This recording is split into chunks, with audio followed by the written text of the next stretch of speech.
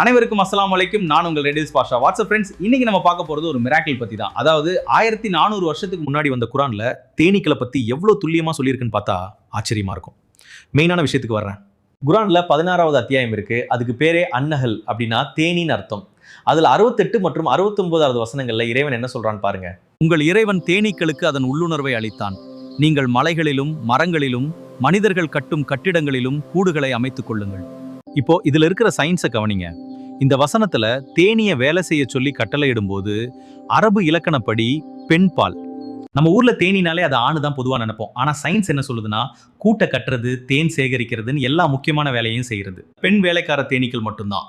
அந்த பெண் தேனீக்கள் பத்தி தான் குரான் அன்னைக்கே தெளிவா சொல்லியிருக்கு. அடுத்ததா 69வது வசனத்துல என்ன சொல்லியிருக்குன்னு பார்ப்போம்.